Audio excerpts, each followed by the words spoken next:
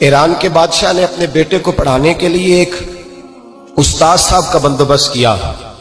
استاد صاحب کو کہا کہ میرے بچے کو دین پڑھائیے، میں چاہتا ہوں کل اس نے عنان حکومت کو سنبھالنا ہے تو یہ دین سے آگاہ ہو جائے، اس کو کچھ سکھائیے، پڑھائیے۔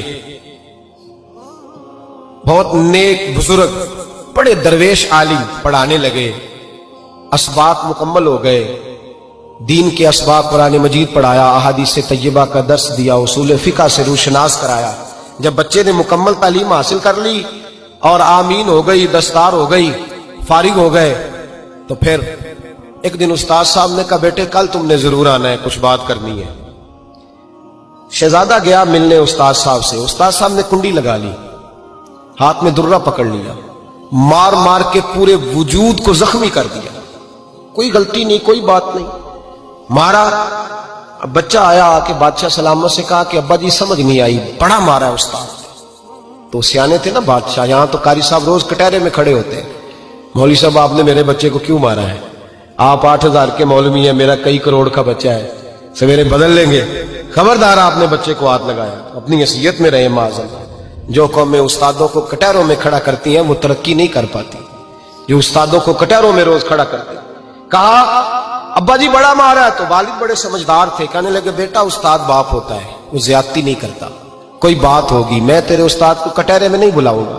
اماں سے بات کی، اماں کہنے لگی بیٹا میں تیرے باپ سے کیسے بات کروں، ڈر آتا۔ وقت گزر گیا، 22 سال بیت گئے، 22 سال گزر گئے، بادشاہ کا انتقال ہوا، شہزادہ تخت پہ بیٹھا، پہلا حکم یہ دیا کہ میرے استاد کو بلاؤ، پہلا حکم۔ استاد جی بوڑھے ہو گئے تھے، چھڑی کے اوپر ٹیک لگا کے آئے اور بھویں سفید ہو کے جھک گئی تھیں، یوں آنکھ کھول کے بڑی مشکل سے دیکھا، کہنے لگے شہزادے حکم ہو۔ کب میں شہزادہ نہیں، اب میں بادشاہ بن گیا ہوں۔ استاد جی 22 سال بیت گئے، آپ نے مارا تھا، پر وہ درد چونکہ زیادتی کی تھی، میرا قصور کوئی نہیں تھا، تو نہ میری روح سے درد گیا ہے نہ میرے جسم سے گیا ہے، میں بے اختیار تھا، پوچھ نہیں سکتا تھا، آج با اختیار ہوا ہوں۔ سب سے پہلے پہلا حکم آپ کو دیا، بلایا ہے، بتائے کیوں مارا تھا، کیوں مجھے مارا تھا، میری زیادتی بتائے۔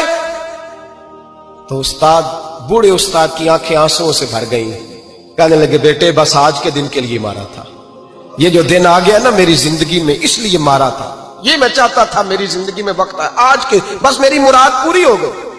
کہا صاحب کس لیے، مجھے بھی سمجھائے۔